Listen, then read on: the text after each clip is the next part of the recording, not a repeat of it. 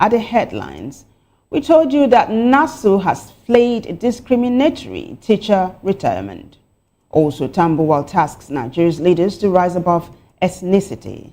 A Southeast APC endorses Tinubu for second term, and OT stakes performance and tells Abians to disregard opposition noise. Police arrest 3 suspects in Abuja lawyer's murder probe. And Katsina government defends release of 70 suspected bandits. While on the foreign scene, key residents suffer as Russian attacks cut heating in over 1,000 buildings. Business News Nigeria to invest $460 million loan in fiber infrastructure. While on sports news, Tinubu hails Super Eagles and victory over Algeria. In entertainment news, Africa Music Village showcases rich heritage. Do well to subscribe to our YouTube channel. On YouTube, we are Voice of the People TV. On other social media platforms, we are at VOP TV Live. If you witness news happening near you, we want to hear from you. Send your eyewitness reports, event coverage requests, photos or videos directly via WhatsApp to 0814-606-4057. You can also reach us via email at news@vop.ng. I am Vivian Oguche, and thank you for watching.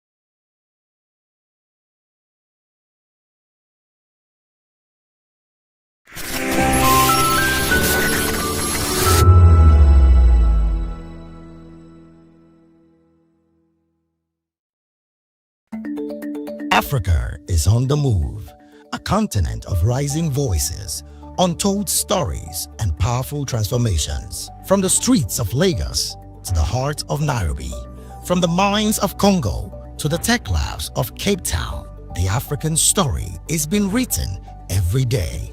Bold, dynamic, unstoppable. This is Africa News on Voice of the People Television. We don't just bring you the news.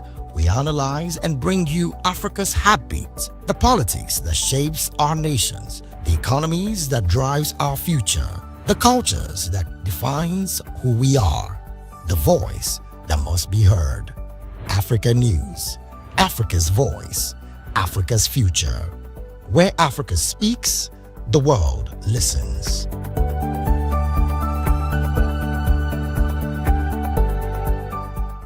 In a world where truth is the ultimate power and opinions scream the loudest, it's time to wade through the noise. Hunger no get tribe! Hunger no get religion! And scan the human interest and trending topics that matter. Stay tuned to The Issues, your plug to the stories making the buzz, from politics to science and technology, social justice, and more. Let's tackle the tough questions and expose the truth. The Issues on Voice of the People Television, Mondays to Fridays, 8 to 9 p.m. The Issues. Don't just react, understand. VOP TV. Now, you have more than a voice.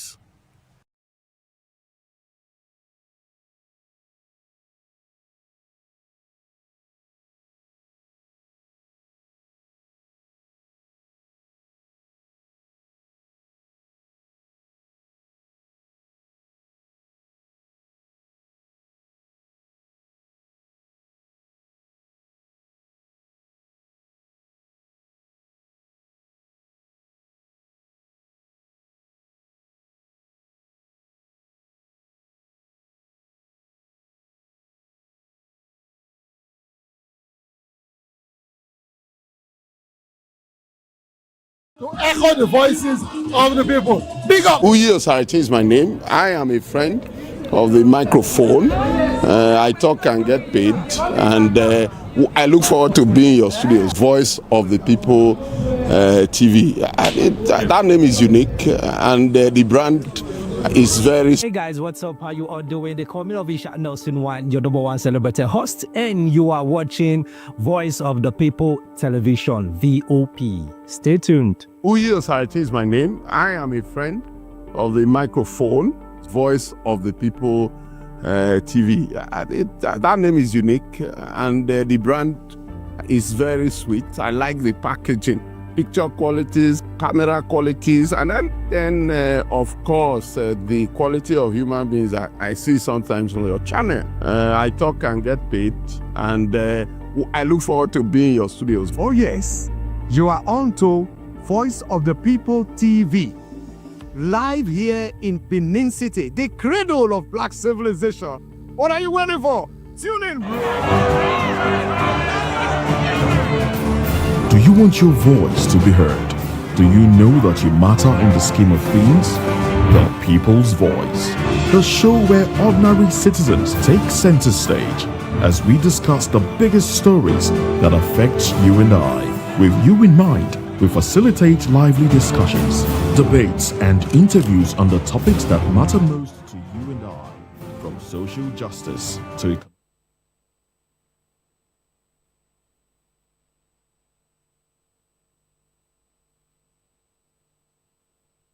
and make your voice count. The People's Voice. Make your voice count.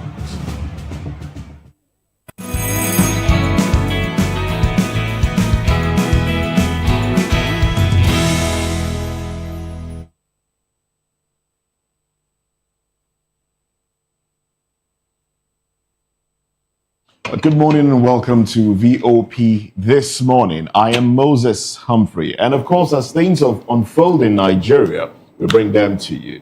I'm not alone on the show. You get to meet the team this morning, and yes, there is an addition to the team this morning. Oh well, very quickly, let's introduce Jane.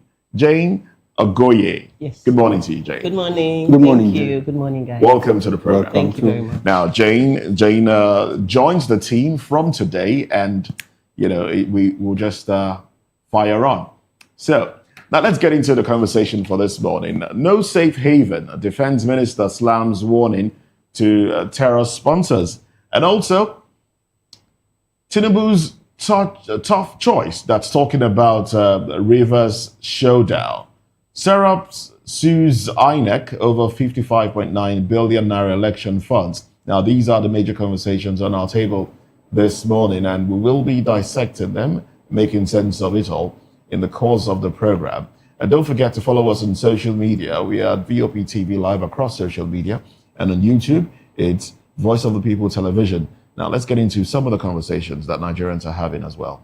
Good morning and thanks for joining us. I am Chukwuma Okoro. Apart from the major stories, there are also other interesting trending topics that we are going to weigh in on. Jane, let's take it up. Yeah, and let's start off with this very sad story coming in from Ondo State, which says the police busted a Black Axe cult initiation in Ondo, and they arrested 25 people. The Ondo State Police Command has arrested 25 suspected cultists belonging to the Black Axe Aye Confraternity, also known as the New Black Movement, NBM, during an initiation ceremony in Usok Community, Owo, local government area. The suspects hailing from Lagos, Osun, and Ondo states were apprehended using intelligence-led tactics. Recovered items include a Toyota Highlander SUV and an unregistered motorcycle. The suspects have confessed to involvement in cult-related activities and will face charges upon completion of investigations. The Ondo State Commissioner of Police, Adebola Lawal, praised the operatives for their professionalism and assured residents that the command will sustain its fight against cultism. He also urged the youths to shun cultism, warning that it leads to severe consequences. The police command also appealed to the public to provide credible information to aid in preventing and combating crime across the states. Oh, well, this issue of cultism has eaten deep into the fabric of our society. And, it has even gone from university to secondary schools. And right now, you even have primary school students as well joining cults. In fact, there was a video I saw yesterday from a school. Yes, a school in Ejigbo. I'm not certain if it's a university, Excel, or a secondary school. I think it's a secondary school. I think it's a secondary school in Ejigbo, where the boys in the hostel were just, puffing away. Were puffing away in that video, a lot of them.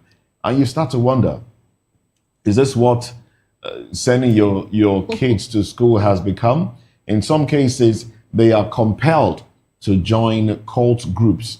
And these things, for the founding fathers of some of these things, they would say what they have today is not what they intended for it to be. I know Professor Wale Soyinka basically was one of the founding fathers of the Pirates Confraternity. Yes. But it was to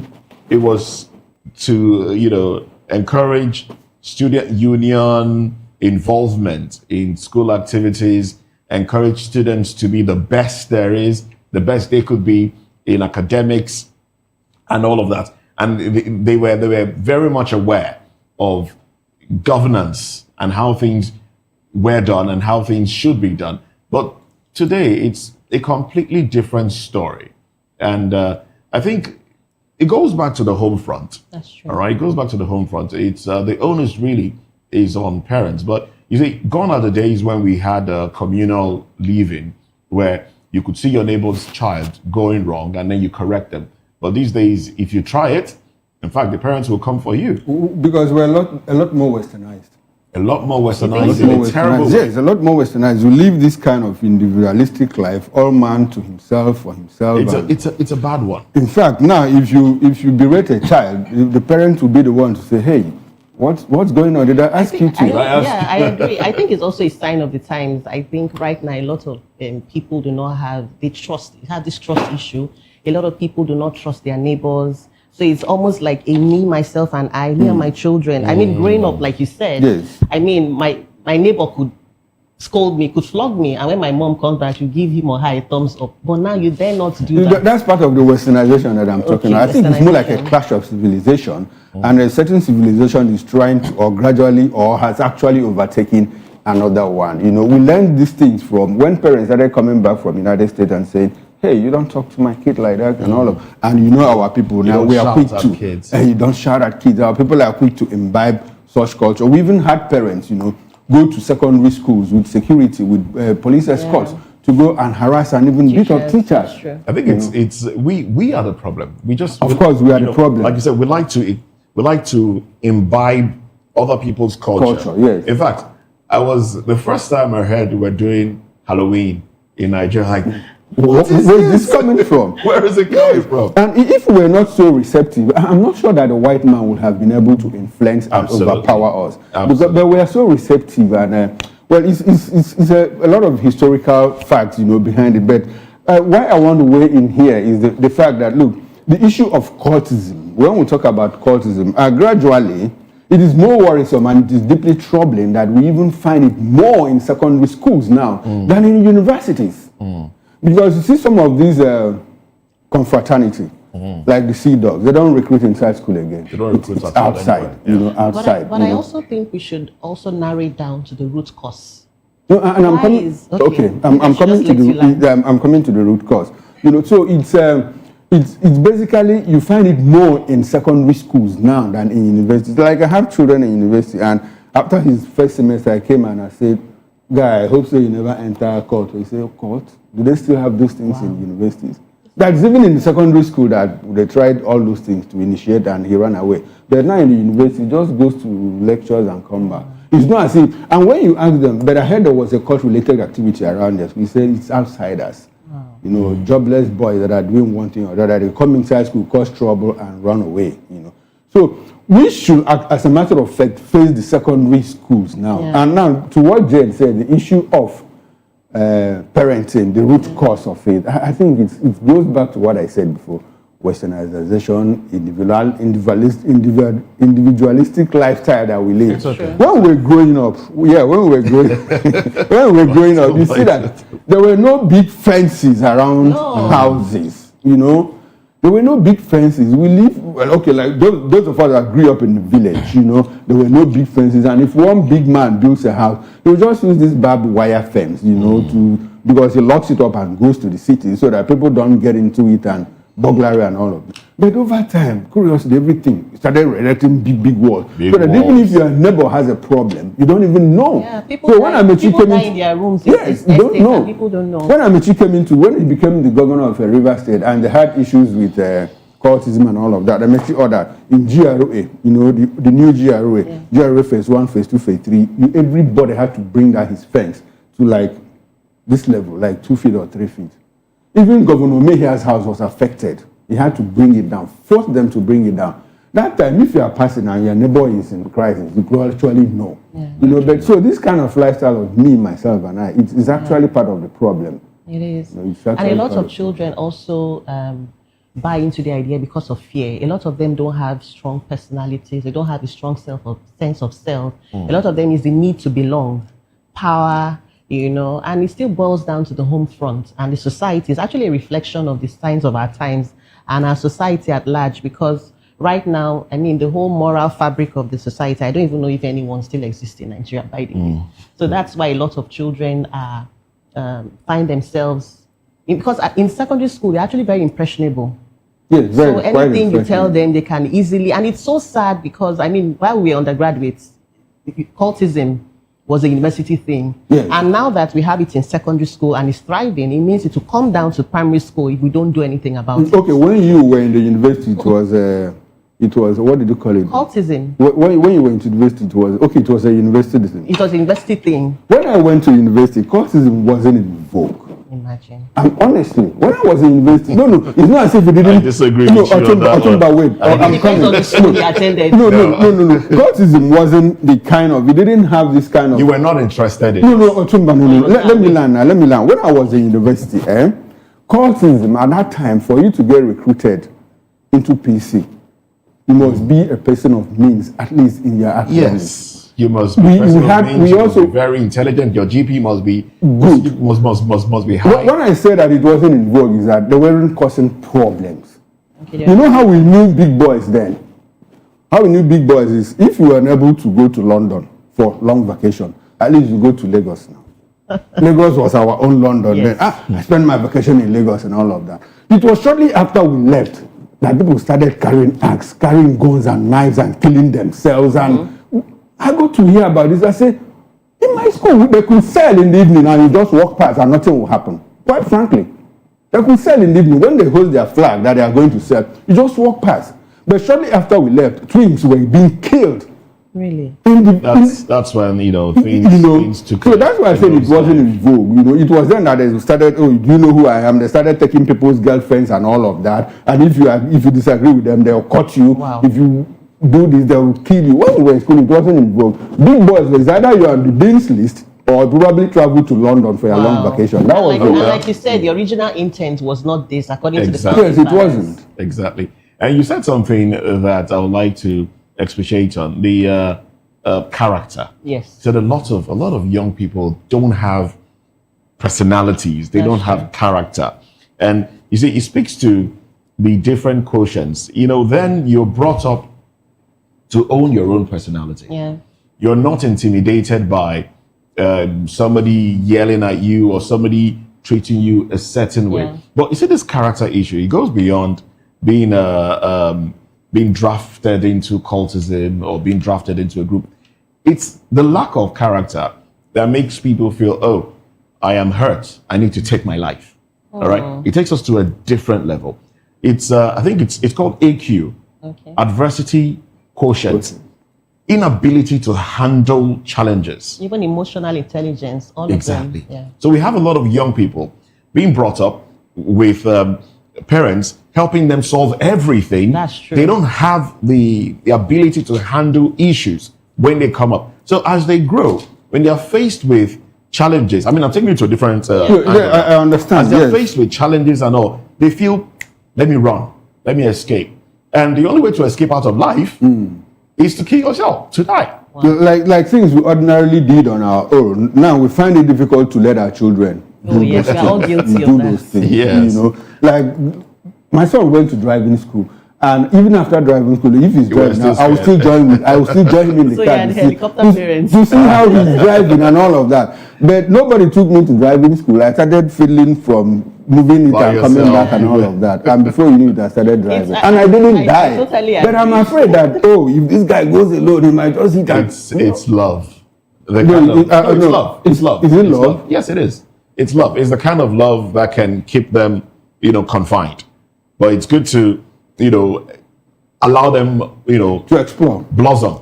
Yes. To explore, yeah. But anyway, let's get into another conversation now. The National Drug Law Enforcement Agency, NDLEA, has arrested an 80-year-old ex-convict, Jeremiah Isaiah Nkanta, for returning to the illicit drug trade. Barely 3 years after serving a 2-year jail term for a similar offense. Nkanta was tracked down to his residence in Abak local government area of Akwa Ibom State. Oh, okay. Where 5.7 kilograms of skunk, a strain of cannabis, were recovered. Now, in a related operation, NDLEA operatives intercepted another person, a 37-year-old businessman, Annie Onyebuchi Romans, while traveling with full-body mannequins stuffed with 5.3 kilograms of tramadol pills. The suspect claimed to be heading to Cameroon for his clothing business. Well, NDLEA Chairman Brigadier General Mohammed Buba Marwa commended the officers for their operational successes and balanced approach to drug supply reduction and demand reduction efforts. Yes, they are doing magnificent work with the arrests we see every weekend, basically. You see arrests. But it's not just about arresting these people now. Where do these things go? Because we've found out that when they arrest, confiscate, these things still find their way back to the dealers one way or another. Some law enforcement agents whose job it is to actually arrest these people are the ones that still find their way to steal these things from confinement and sell. So it's a good thing what NDLEA is doing, but we should see them destroy this. And they're arresting the small boys, really.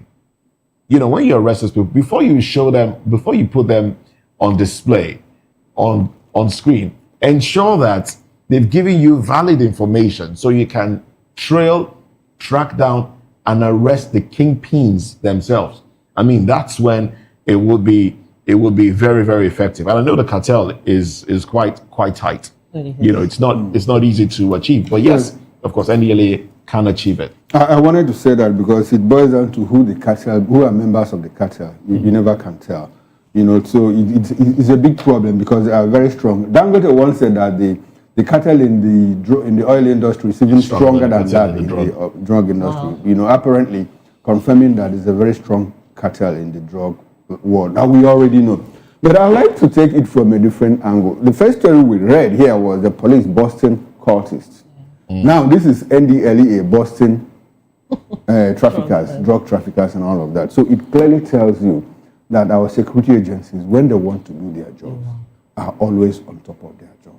Now the big question is, why is it that in terrorism, why is it that it is proving difficult for them to do the same thing? And when they are tracked, what happens? The next minute, they are let go or they are rehabilitated and integrated to society and all of that. So after reading through these stories, it clearly tells me that, look, the government is not yet intentional in fighting insurgency, in fighting insecurity, in fighting terrorism. The other day I spoke about it. Very highly placed people in Nigeria, when they are kidnapped, the security agencies immediately swing to action and those people are rescued. We hear that when Nigerian military, when they are overpowering terrorists, bandits and kidnappers, they get order from above to pull back. So it clearly tells you that, look, the government knows what they are doing. And if we are talking, anyway, that's one of our topics of discussion, what about the security and all of that. It's a good thing. Buba Marwa is doing a lot of good job. Like Moses asked, when these people are apprehended, the drugs, you know, where do they go to? Because we also hear that sometimes they are resold and recycled. Because you can't tell me that. But sometimes you see in the news that they say they burnt them. Were you there? Okay, well, that's... No, I'm not asking about you as a person. But that's obvious. We also burn arms and ammunition, you know, under the permission of the NSA. Yeah. And the next moment, we even saw him arming people, you know, to go and help him. Arming Mieti Allah cattle rearers to go and help him fight insecurity and all of that. Nigeria is a mixed bag. Really, a very complicated country. Nigeria is a mixed bag. I want to look at it from the other hand. I mean, an 80-year-old man. That's what just struck me. Why will an 80-year-old man still be trapped in a drug ecosystem? For me, that just tells you that there's a systematic problem. An 80-year-old, I mean, ordinarily, an 80-year-old, a typical 80-year-old Nigerian should have retired now, just at home playing with his grandchildren or family. But that man doesn't look 80 to me. Oh, well, look at hard life. 80-year-old man. The man doesn't look 80 to me. Yeah. Anyway, let's move away from the drug story. Buba Marwa, thumbs up to you. You are doing very well. Now, the Lagos State government has ordered an investigation into the alleged medical negligence that led to the death of Nkanu Nnamdi, the 21-year-old son of renowned author Chimamanda Adichie. Well, the child died after receiving treatment at a private hospital in Lagos. Adichie had alleged that her son's death resulted from criminal negligence by the anesthesiologist involved. Well, the hospital has commenced an internal investigation and expressed sympathy to the family. The Lagos State government has also directed the Health Facility Monitoring and Accreditation Agency to conduct a thorough, independent, and transparent investigation into the incident. The agency has already visited the facility and begun a comprehensive review of all allegations and reports related to the case. Well, the investigation will examine compliance with established clinical protocols, professional conduct, patient safety standards, and the roles and responsibilities of all parties involved. The findings will be made public once the process is concluded. And I just hope that the findings will be made public, because this is not the first time we hear about inquiries conducted. We don't see the results and all of that. Even when they are released, they are shrouded in some form of secrecy and all of that. But that said, it's our, like the other day we said it, our hearts go out to the family of the Adichie family, Chimamanda in person. I mean, I can't imagine, I can't wrap it around my head, you know, losing a child, you know, of my own. So I just put myself in her shoes. Now, that said, the issue of misdiagnosis is a very serious one in this country. And you know what? I like the fact that they said criminal negligence, you know, because some health workers, you go to, oh my God, you get into a hospital. The first person you confront is a nurse. Yes. And that nurse is very, very hostile to you, as if you had met before, as if you had family problems, as if you were neighbors and were already quarreling and all of that. I told a story of how I took my son to Lut. The first person that we met was a nurse that spoke my language, that speaks my language. That was where our problem started. That was where our problem started. It was even nurses that didn't hear our language, doctors, as a matter of fact, that intervened. And so when we talk about this issue of tribalism and all of that, I don't even get it. You know? So criminal negligence, it happens all the times. I keep talking about, but it's everywhere. It is. But the thing is that Nigeria's case is very high. Dora Akonyele, she was misdiagnosed, you know, but not in Nigeria, but outside. So what we should be talking about is reducing, you know, the negligence, the level, so that it can, in fact, below 1 digit, because it runs lives. I went to clinic. I was in hospital the other time. I told Moses, you know, on the morning show, and they were supposed to do HB1, and they collected sample and wrote MP, which is malaria parasite. And if you had tested me for malaria parasite and you record the result, and if I had HB1, it will not reflect. It will reflect I'm free of malaria parasite. So these little things count, especially in the medical field. So nurses and healthcare givers should be very, very careful, because one little mistake, like this one little mistake. I understand it was general anesthesia that they gave the young man. Yes, I also had an uncle who was given general anesthesia and he just traveled from there. Up until now, he hasn't returned, and this is about something years ago. You know, so it's quite unfortunate. Still in coma, you mean? No, he's gone. When somebody traveled and hasn't come back, that means he's gone. I think it also boils down to the deep mistrust we have for our health system, be it private or public. I mean, why this is out there is because of the personality involved, but that's not to say that the life of the child isn't important. But I'm just saying that the fact that it happens every day, as we are speaking, it's happening. We also have a family friend who lost their only daughter to this criminal negligence, and it was still this anesthesia, having the IV drip line and all of that. It also is because we don't have consequences. Heavy consequences. Yes. They will set up tribunals, they will set up panels upon panels, investigation. Lagos State has swung into action. They are going to collaborate, blah, blah, blah, blah, blah. But usually, these things just die a natural death. Because we don't and then it's on to the next. In some cases, sanctions are placed on the hospitals or the doctors involved.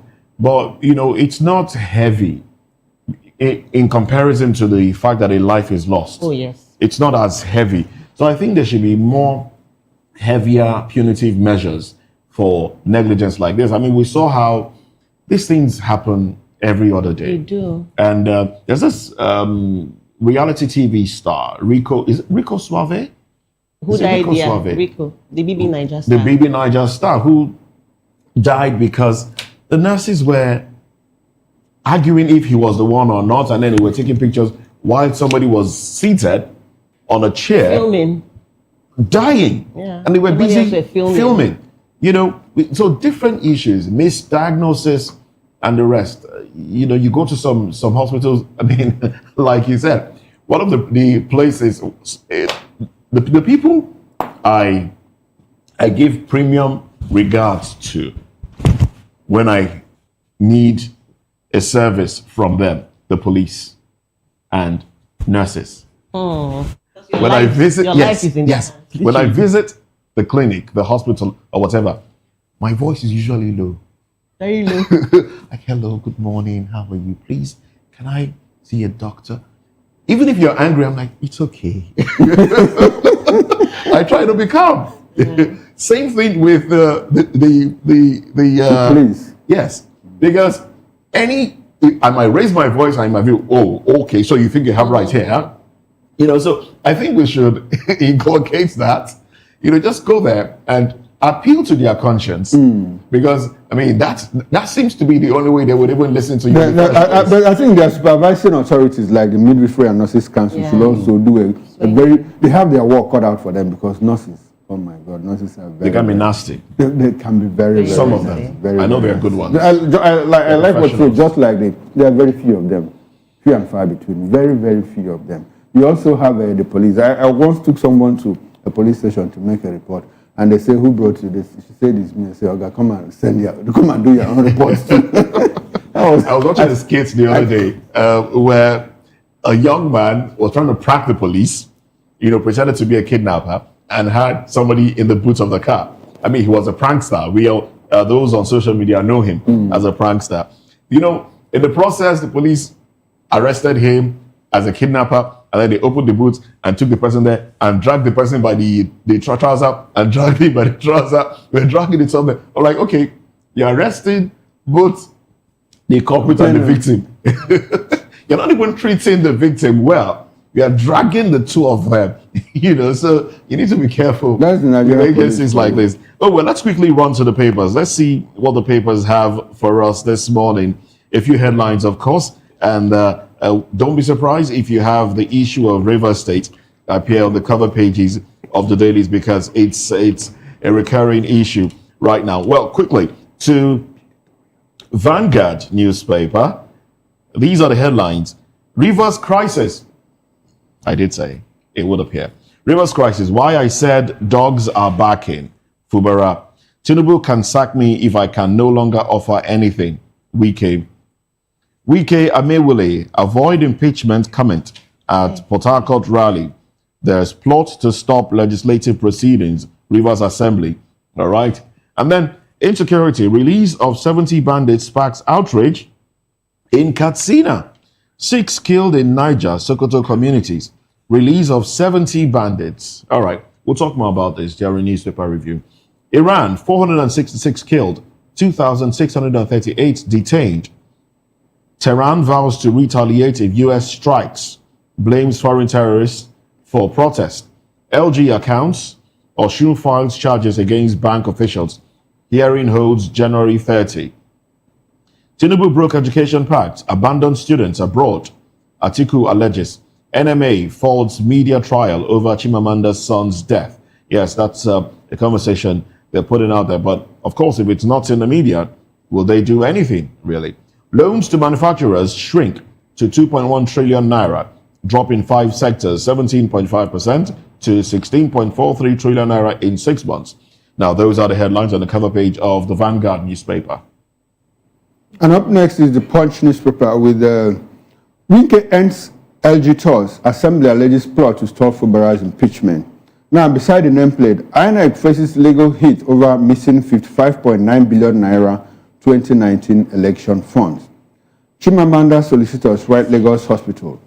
Doctor suspended. Now, the big story, 2026 budget twist. MDAs inject 3.5 trillion naira new projects despite FG freeze. Where with the riders, power, transport, health dominate new spending as fresh projects take 15% of capital budget. More stories from the Punch newspaper. FG proposes 41 billion naira to upgrade 109 foreign missions. Now, I'll take that again for emphasis. FG proposes 41 billion naira to upgrade 109 foreign missions. Wema Bank introduces voice banking on ALAT. Armed Forces Day, federal government, governors, held soldier sacrifices. Now, that's it from the Punch newspaper. And here we have the Nigerian Tribune. On the front page, the federal government is set to end the ASU crisis. To sign fresh agreement on January 14th, they hope to approve 40% salary increase for academic staff. And also in the Tribune, we have a story about the LG accounts. Osun State files charges against UBA officials. We also have defection debt court cases as rule as LP, leave LP with 0 senators. This day we have, First Daily. On the First Daily, we have the impeachment war.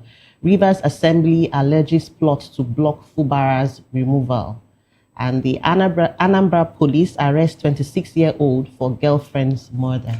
All right, that's pretty much how far we can go in newspaper headlines. We'll go deeper during newspaper review. In the meantime, let's look at what's happening within the security space in Nigeria. Talking about insecurity. No safe haven.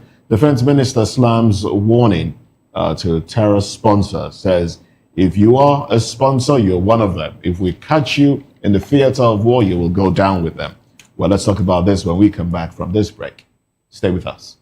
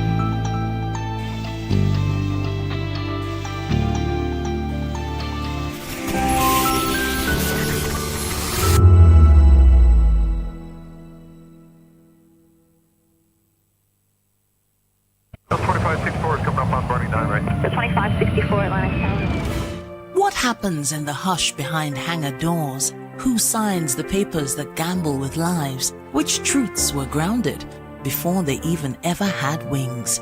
If you've ever buckled a seatbelt at 30,000 feet, if you've ever stared out of that tiny window and wondered who's really in control of the skies, it isn't just flight, it's power, it's politics, it's pressure sealed in steel. We're peeling back the clouds from runway risks to sky-high secrets. We're diving deep where most dare not to look. Aviation Scope, every Sunday at 7 p.m. only on Voice of the People TV. We don't just report, we reveal. We don't just ask, we uncover. Because when it comes to the skies, ignorance is turbulence. Aviation Scope, the sky isn't the limit, it's just the beginning. From the views on the street we go to bed empty hunger to the blaring horns of a hustling city, the loudest voices of the common man got a medium to be heard. This particular administration, they were coming unprepared. It's not a bad thing to renovate the president's lawn. Through top-notch programming, unbiased reportage of news, sports, business, entertainment, and cultural documentaries, Voice of the People 90.3 FM became a symbol for 21st century media. And now, a new baby is born. Voice of the People Television, VOP TV, youthful, full of vigor and penchant for excellence in the continent's media space, exposing the wrongs, applauding the rights, dissecting the news without fear or favor, through factual and accurate stories and contents. Corruption kills three things that makes a society. Representing the interests of the people and giving them a...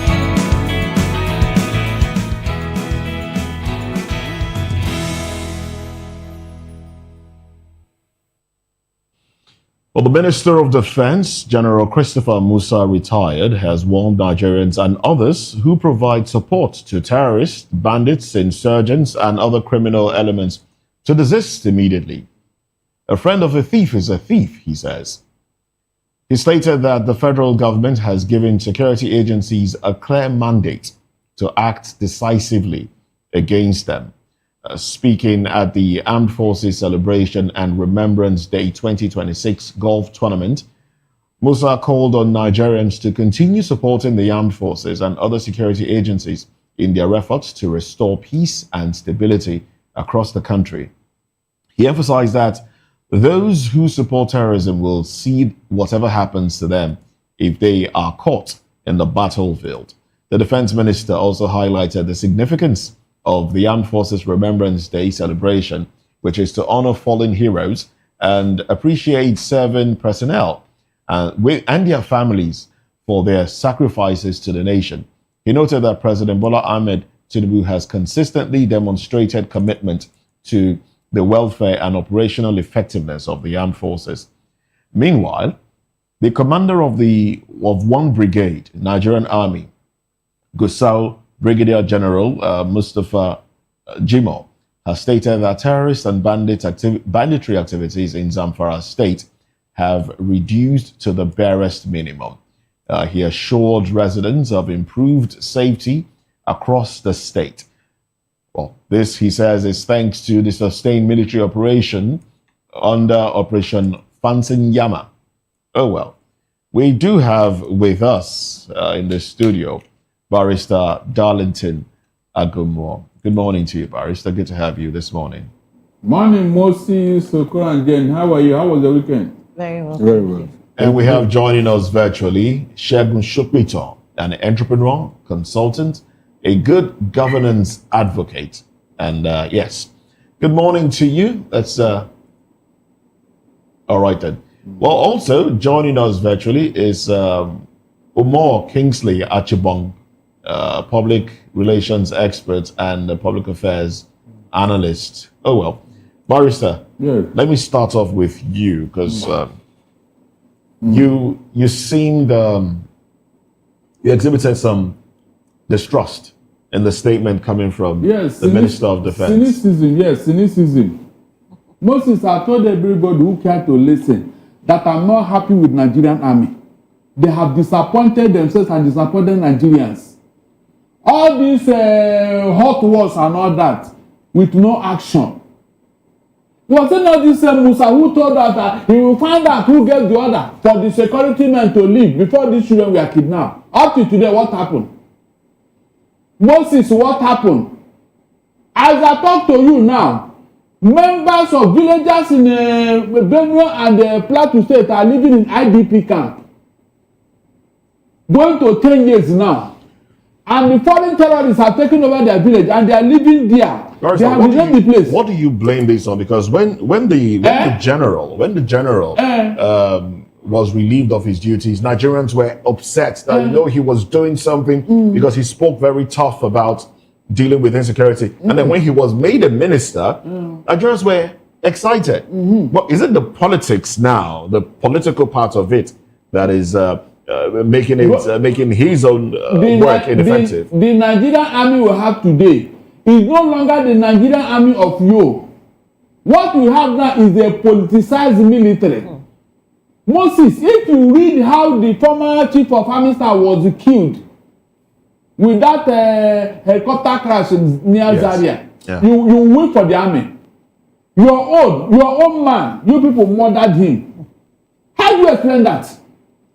Why can't they find out who's behind all these things? Instead of telling us, if you do, the 400 names they get there, what happened? Musa, please stop telling us to talk for. We are tired of hearing that. Do something. The people supporting terrorists, you know them. You know them. You cannot pretend that you don't know them. They gave you 400 names from a foreign country. Of those who sponsoring terrorists, you know them. What have you done? Every morning people will come here and be embarrassing everybody. You know people supporting them. What have you done? Sheikh Gumi is there. So what is there all this thing that if you know them, if you are not blowing hot water? Okay. Name that particular person who gave them order to leave that school, and gave the same thing to the person who asked them to leave Dati on a day of curfew. That those girls were kidnapped, and now we are looking for Leah Sharibu. All right. All these facts are before you now. What are you telling us? There's another story here from the Vanguard newspaper. It says, insecurity, release of 70 bandits spark outrage in Katsina. So they said they release them so that there will be peace. Imagine. Yeah. Okay. Well, we have one who has been in the theater of it all. Colonel Kingsley Achibong, Umar Kingsley Achibong, retired, is a public relations expert and a public affairs analyst. Good morning to you.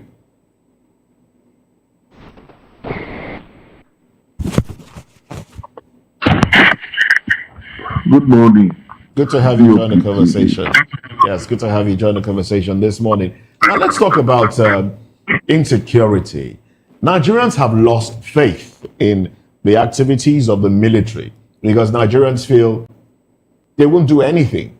I mean, it took interference from the United States for us to see a reduction in the activities of insecurity, the activities of bandits in Nigeria. Now, I just read a headline from one of the dailies, 70 bandits that were released in the name of peace. The other day, right after US bombed Sokoto, we saw some of these bandits strayed into Ondo State, yes. About 39 of them were on display, arrested, but we don't even know what happened to them. What is going on? Why does it seem like this issue of insecurity is overwhelming to Nigerians? Why? What exactly is going on? Okay, first of all, let me start by thanking VOP TV for inviting me to join this conversation and therefore making this platform available for me to sort of make contributions. But we must start from the premise. I like the way the introduction was made. I'm a retired officer. It means I've left the system. I've left the core of things. But good for me, I never shy away from the media, because all through my career in the military, I worked with the media. I was a media handler. So in terms of the questions you have asked, I would also like to ask you if you yourself are not tired with the number of times these questions have to be repeated. The only input I need to make there is that these solutions the solutions to all of these things and the reason why all of these things are happening cannot be exclusive to the military.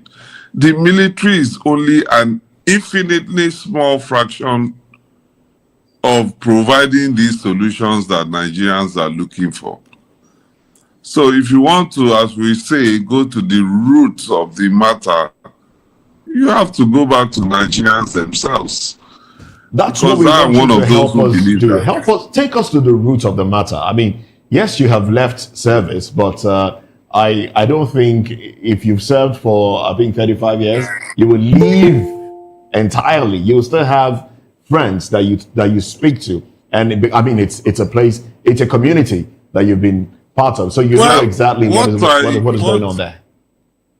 The discussions, I agree with you, and the discussions I have with my friend can only help to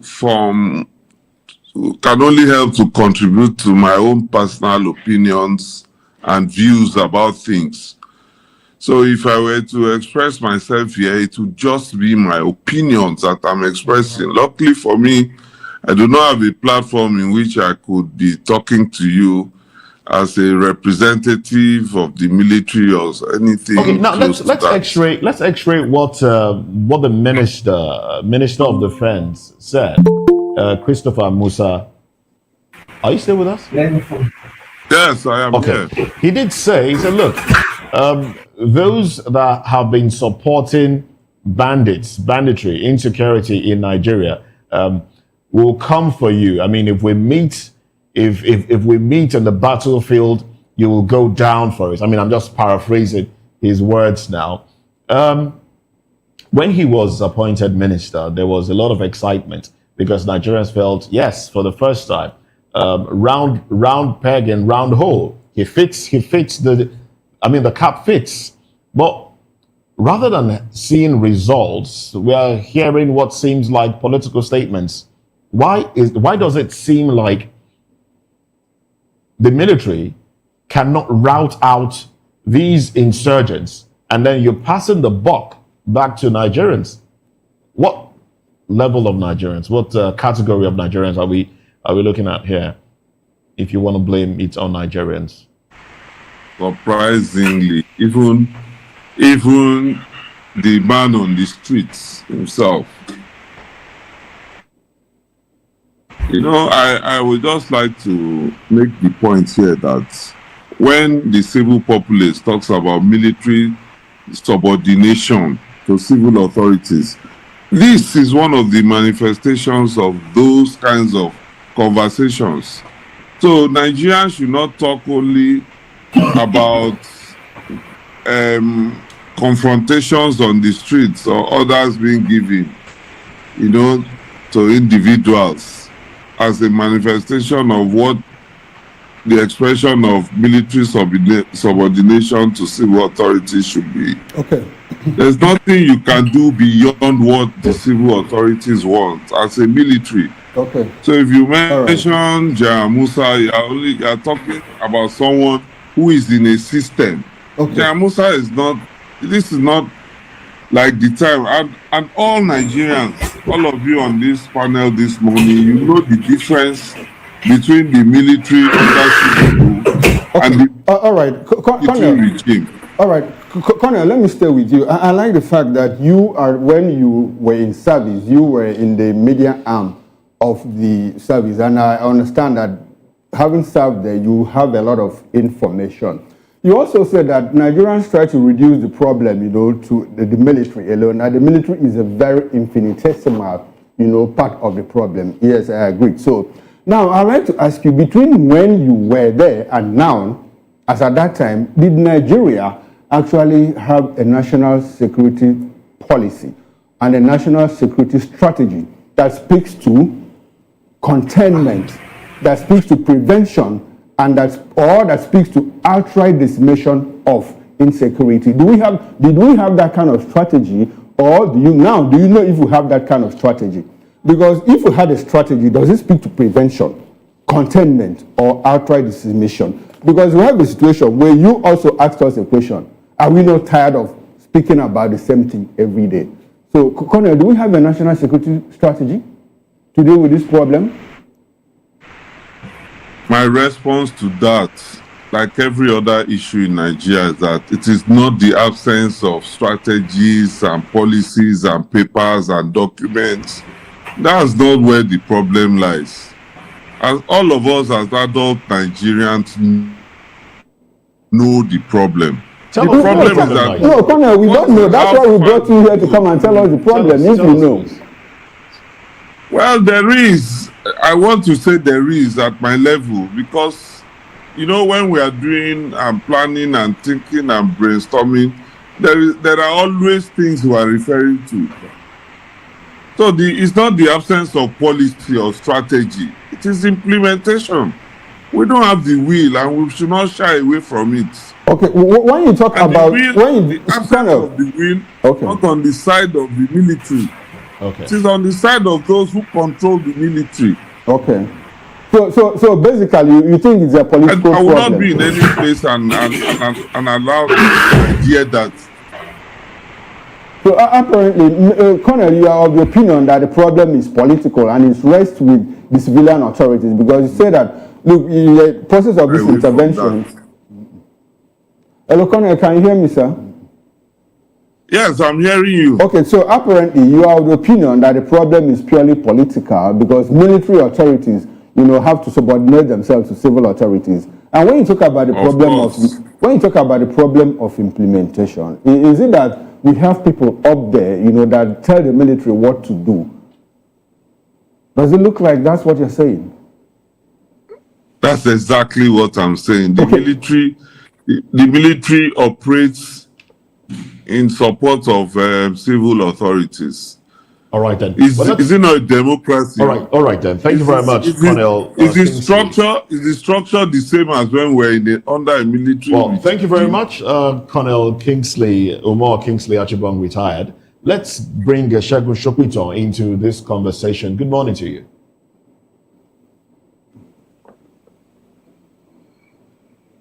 Well, we'd like for you to unmute your microphone so we can hear you. Good morning, Moses. Good morning. Good morning, everybody. It's been a long time. Happy New Year to you. Happy New Year to you too as well. It's been a very long time. Yes, welcome to the conversation. Yeah. But unfortunately, we're meeting for the first time after a very long time, and we're talking about insecurity. I mean, we've talked about this over and over again, but as long as it continues to happen, we will continue to talk about it until there is a solution. But you just heard the retired colonel saying that, look, it's civil authorities. Now, if the military is saying, look, it's not our fault, it's the civil authorities, we have agreed to come under civil authority, and it's what they tell us to do that we'll do. What then should Nigerians do? Saying that these people were elected into office by Nigerians in the first place. I mean, look, I listened to the gentleman speak as I joined, and it's very difficult to fault anything that he said. Maybe we can provide some sort of contextual underpinning to the whole conversation with regards to, like he said, the fact that in a civilian democratic atmosphere, the military are basically to play a constitutional role as directed by the civilian authorities, and if the civilians don't provide the required resources, material, financial, and the political willpower to direct as required, to demand performance as required, to apply sanctions where KPIs are not being met, then the military will not be able to do anything. Not just the military, any security, any part of the security architecture will fail. It's not just about the military. We have to talk about the intelligence community, whether you talk about DSS, whether you talk about the National Intelligence Agency and the likes of them. All are supposed to be working in concert with the civil authorities, both at the federal and at the subnational level, to deal with this problem. The reason this thing has festered for as long as it has, I mean, let's not pretend about this thing. This is not a new problem. We've been dealing with this thing since 2009. The escalation that we're seeing now started around 2009 and then has progressively gotten worse. Why has this problem outlasted successive administrations? Why is it that almost everybody unanimously celebrated the appointment of General Musa. Yes, Christopher Musa as the Minister of Defense for the first time in a very long time. We're having a minister who is a recent combatant. I have friends in the security services who speak about this guy in glowing terms. I have people who have been side by side with him, almost on the combat front, and they say this man is a perfect candidate for this job because he knows, everything that needs to be known. Are you seeing anything different now that he has assumed office fully, more as an appointee? Are you seeing anything different? And that's the point. Right. Because Christopher unfortunately, can't solve the problem. the network, went silent at some point, so we missed out on a few things that you said there. Okay, so I was saying that, first of all, to answer the last question you just asked, I'm not surprised, that we are not seeing any difference, because you can't see a difference if the political will is not there. Listening to Chris Musa issue a warning. A warning to sponsors and telling them to stay off. It's comical. That's a political statement. So you were not hearing from the soldier, Chris Musa. You were hearing from the minister, Chris Musa. You are hearing from the politician who he has now become. You don't warn people to stay off sponsoring terrorism. They are not going to listen to you, obviously. You arrest them. So if we want to fix this terrorism problem, it's very simple. Trace it to the roots in terms of ideological roots, in terms of financial roots, the international support. It's all there. This thing is not rocket science. This issue can be resolved in 2 years. Good morning, Shegu. If we so wish. All right, Shegu. Good morning. Good morning, Shegu. Yeah, good to see you. Yeah. Now, if we talk about you align your choice with that of Cornell, and it's basically not a military problem; it's a civilian problem. Now, who should we have take responsibility for not tracking the sponsors of terrorism? If we take it out from the military, if we take it out from the national security agencies, the Office of National Security Advisor, where should we domicile it? I think, first of all, in terms of how governance works generally, in fact, not political governance alone, even corporate governance in corporate organizations, in general society, the buck must always stop at the desk of whoever the ultimate leader is, right? So the person to hold responsible for all of this has to be the president. He is our president. He's the one that was elected. He is the one that is responsible and charged by the Constitution to lead the country, to provide security for the citizens of this country. So if something is not being done right, he must be the one that we hold responsible. We must be screaming that President Tinubu resolve this problem, and if you don't know you can't resolve it, resign honorably. So the National Security Advisor becomes next in that hierarchy, because he is the one that is supposed to provide the intelligence information to the combatants on the field. He is the one that is supposed to provide security information to the DSS people that are supposed to go and arrest all of these people. The military will not arrest sponsors. That's the DSS, because they are the ones charged with the internal security as it relates to potential external aggressors. So there is a coordination that needs to happen, but the president directs it all. So if it's failing, it's clearly a political problem that comes right from the top. Why are we not solving this problem? President Tinubu has friends who have been accused openly of being supporters and sponsors of Boko Haram. Okay, Mr. Shopiton, I just want to take you up. Mention their names because it's in the public. I just want to ask what's the president doing about it? Mr. Shopiton, can you hear me? Can you hear me? I think I lost him a bit. I can hear you. Do you think? I can hear you. Do you think the insecurity? Do you think the insecurity crisis in Nigeria is more about a leadership, or do you think it's a leadership problem or capacity, or has to do with capacity? I think they're related. First of all, I don't think you can lead effectively without capacity. Capacity is one of the most fundamental requirements of successful leadership. How can you convince me? Leadership is all about influence. You lead, you influence your followers to do what you know they need to do, to lead them to an envisioned future that you have. So you must have capacity to convince those people to do what you know they need to do to arrive at the destination you want to lead them to. So there's clearly a capacity problem, but I think there's a vision problem as well. I think we're being led by people who really don't know where they want to go, who don't know where they want to lead us, and therefore cannot lead us there.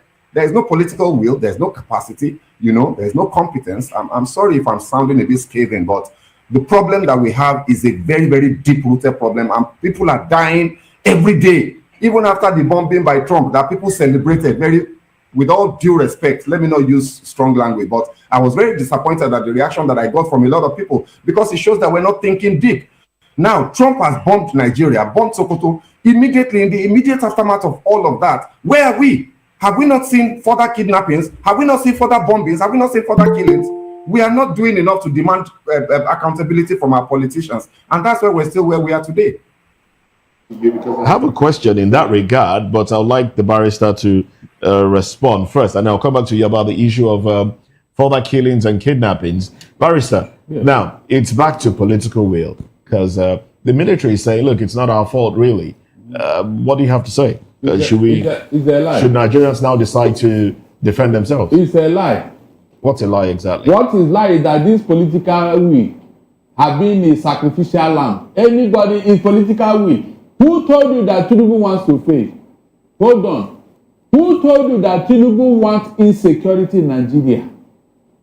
Who are to provide security for Nigeria? Is it not the military? Will the military act? I mean, he's the CNC, the commander-in-chief. He has given order. Are they obeying him? I told you here that our military have become more powerful than the civilian leadership. How many times have Tinubu given directive and nothing was done? Tell me, how many? Please tell me. How many times have Tinubu given directive to this same military and nothing happened?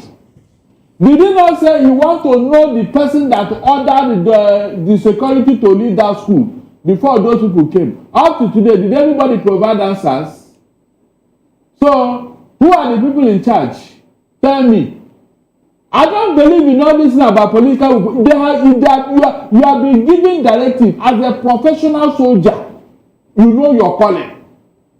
The civilian leadership cannot tell you how to go and fight in the bush. It's not possible. They cannot tell you. Do the work.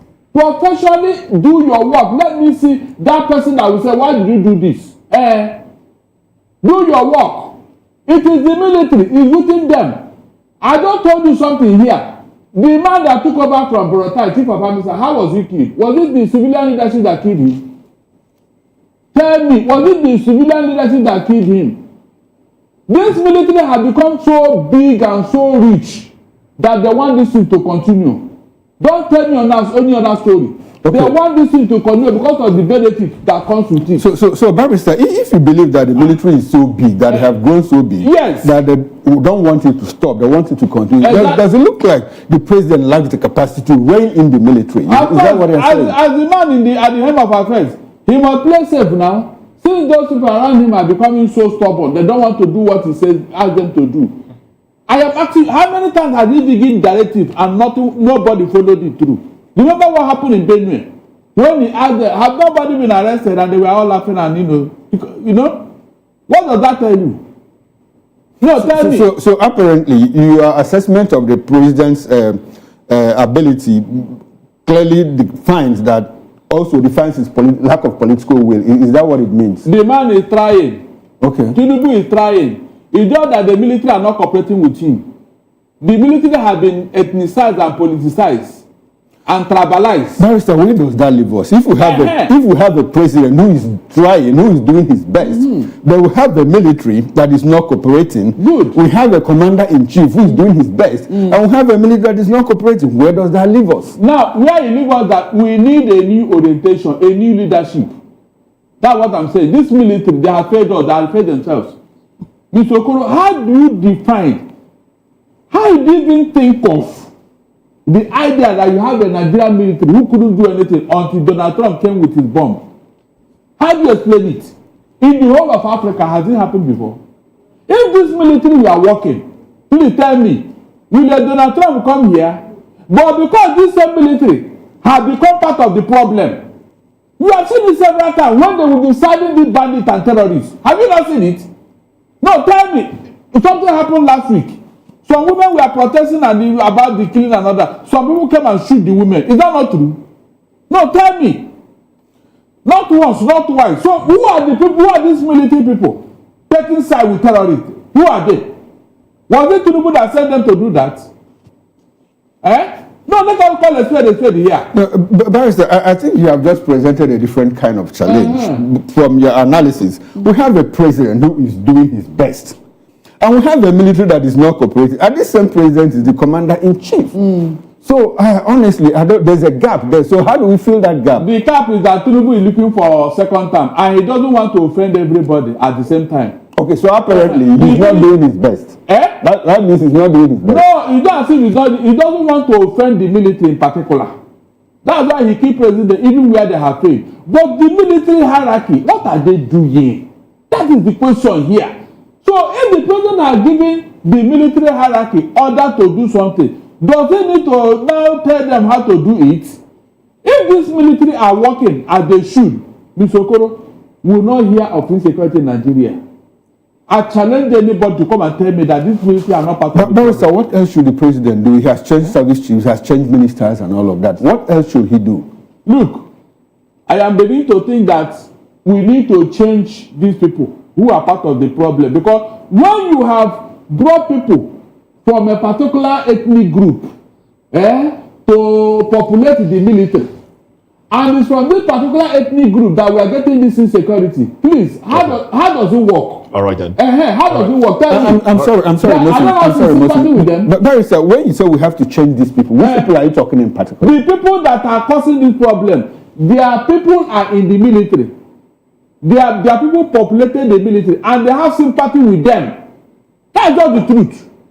That's just the truth. Let us not run away from it. And these people should sack all of them now. Because of what they are doing. They say, you don't want us to be in the military. You are doing this and that.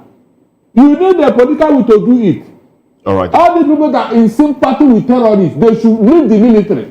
Leave them. You can bring people from anywhere, but these people, let them leave the military. That's what I'm saying. All right then. Well, let's, Barrister, we'll have to let you go now as we continue the conversation. But let's quickly go back to Colonel Umar Achibong, retired.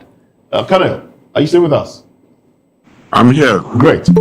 Now, about this time last year, to be very precise, I think January 26, actually, just a few weeks, 2025, January 26, 2025, Senator Adams Oshiomhole made a damning statement, which kind of buttresses what the barrister has alluded to on the show, that retired generals are part of the reason insecurity is thriving, because they are involved in mining and the rest of them. Do you have a defense for that? How do you react to that statement? My reaction to that is just to maybe sneak out that kind of points. These are just allegations. At the level of allegations, anything can be said. Anything, absolutely. I can say to you that sitting and anchoring this interview, you are one of those sponsoring or helping terrorism in Nigeria. But what does that mean? I mean, you can listen. You heard what the barrister said. I don't want to say anything so it doesn't get personal with him. But it's not the volume with which you speak that makes the points. You know, how can he say what he was saying? And this is something available nationally. You never know who is watching this. And so how can anybody say what he's saying? You know, all of us on this panel or on this program or interview were here when Nigeria was under military rule. I want one person on this interview to tell me that under military regime, we can go through this for as long as we have gone through this, where the mentality at the peak of government is military. I dare to say that that's not possible. So are you saying? So Nigerians Nigerians must come to terms. Are you saying now that for us to succeed in dealing with insecurity, it will take a military rule? I'm not saying that. I'm saying that Nigerians should come to terms with the requirements of a democratic dispensation. The military you haven't exactly reacted to the forefront of solving problems. If you disagree with the barrister, do you disagree with the Senator Adams Oshomole? I mean, he made the statement that I just quoted, 26th of January, 2025. But you are talking of generals being involved in mining. How many generals? Generals? I can't rule out that fact that generals might be involved in mining. But what does that mean? How does that contribute to where we are today? You are talking of mining. This problem about insecurity in Nigeria, is it only about mining? Oh, for some. So some will tell you. If you find one general involved. Some will tell you that the reason insecurity is thriving in most parts of the country is linked to mining, because kidnappings are done with people taken to mines to mine for food.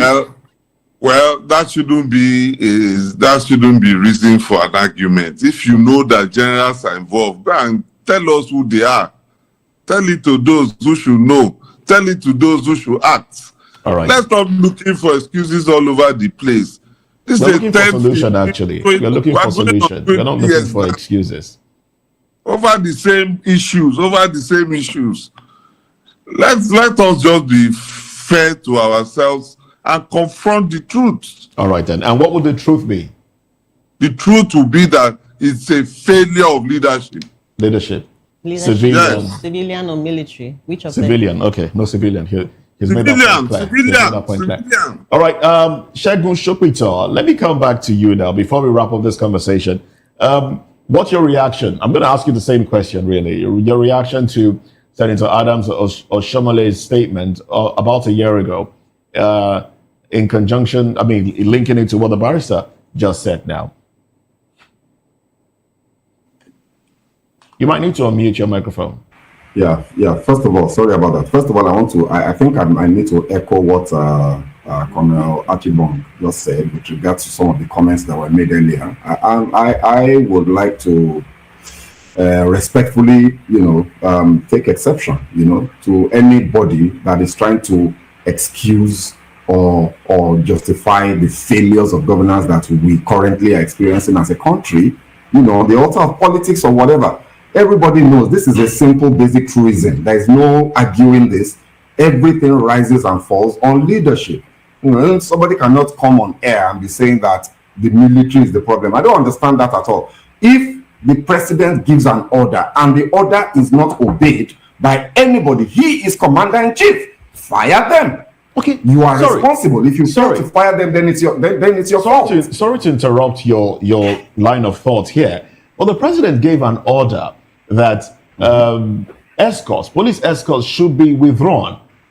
But months after that, we still see a panel being set up to look into the effectiveness of that order. Does it seem like they obeyed that order? What has the president done about that? That's the point. Look, you are the president. You gave an order in a society where you live. The president doesn't live in New York. He doesn't live in London. He lives in Abuja. And he's there. He can see these things. So you gave an order that certain things should be done. It wasn't done. The point I'm making is that if you give an order, it wasn't obeyed, and you are still there, and the people that disobeyed you are still there, then definitely they are acting in concert with you. That means you support what they're doing. So therefore, you are the one that hold responsible. Let me quickly move on from that to talk about what you spoke about with regards to Senator Adams Oshomole. Look, one of the things that we as observers, keen observers of all of these things have consistently said is that the insecurity problem that Nigeria faces is multifaceted and very complicated, very complex. There are a lot of factors involved. What's happening in the northeast and what's happening in the northwest, they are similar and tied together in that people are dying and people are, being killed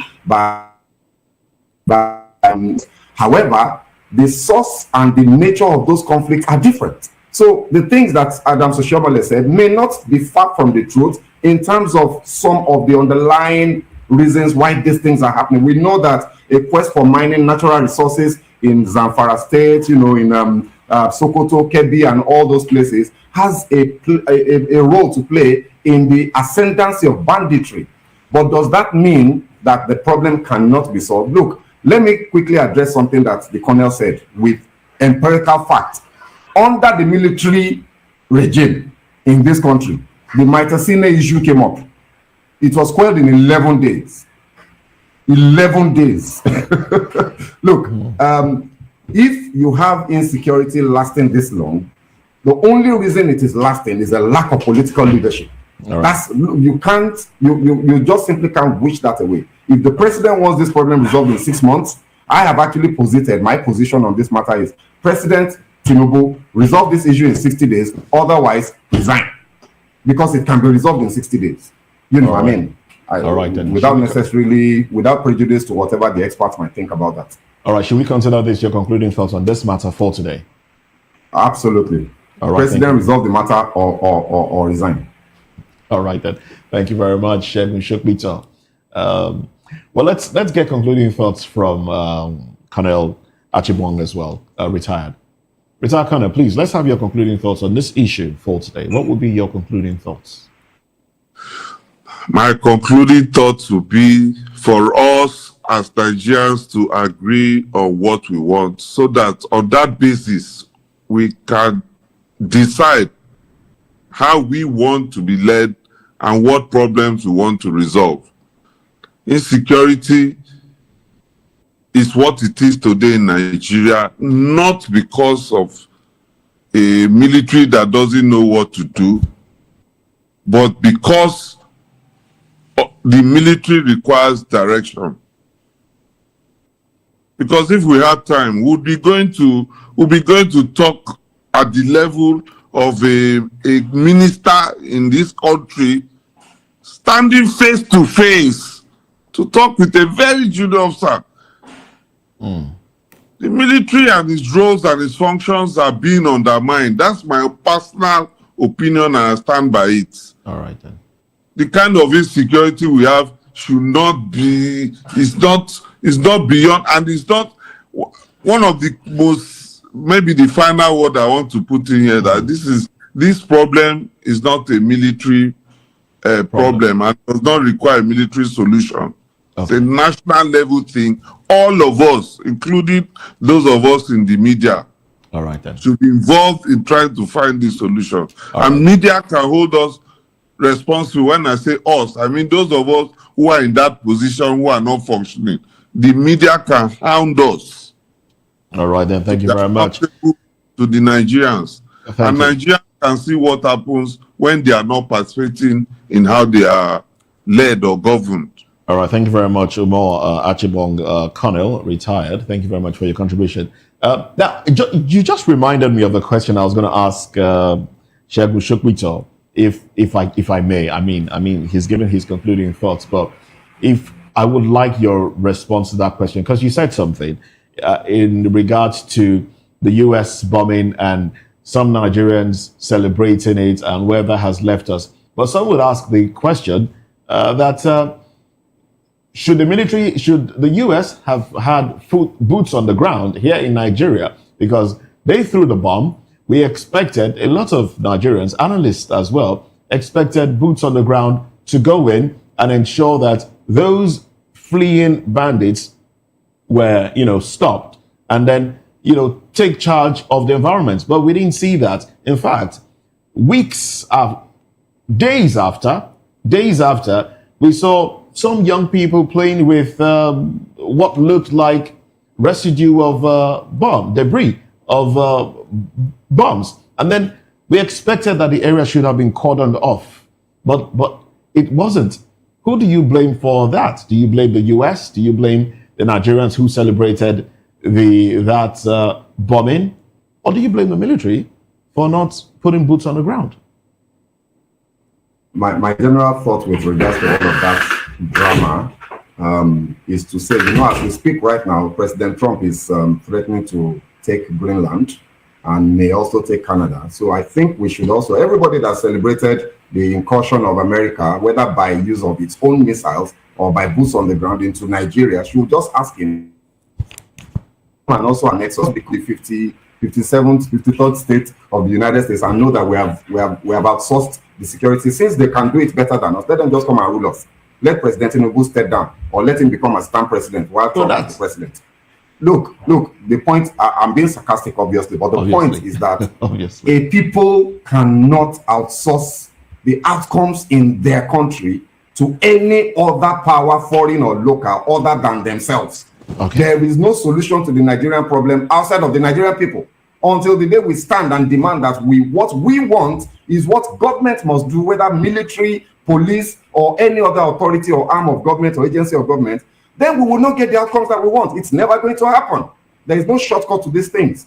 So let's stop all of this. Unfortunately, time will not allow us. If you were going to be part of Newspaper Review, I would have loved to ask you what you think about the 70 bandits that were just released in Zamfara State in the name of peace. When Nigerians felt, look, take them down. That would be the only way to stop them. But I don't know if you have time. Do you have a minute? There you go. I mean, look, that's you are just speaking to the problem. Who is doing the releasing? Who are these bandits? These are bandits that stand on podiums side by side with governors without face mask. I mean, these are criminals, but they stand with political leadership and have conversations in public. All right, what are we talking about? We're absolutely out of time. Absolutely out of time for this conversation. But thank you very much. We had to stretch that one a little bit. Now let's go to Rivers State. Let's talk politics now. Rivers politics. Rivers showdown. Tinubu's tough choices. Well, let's talk about this when we come back from this break. Stay with us.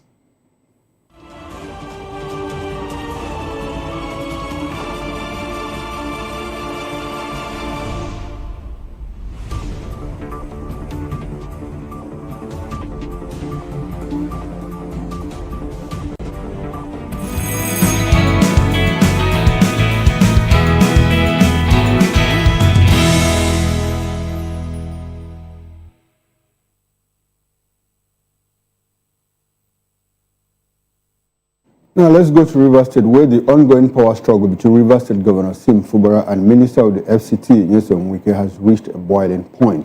While the Rivers State House of Assembly, nominated by Wike loyalists, has initiated impeachment proceedings against Fubara and his deputy, citing gross misconduct.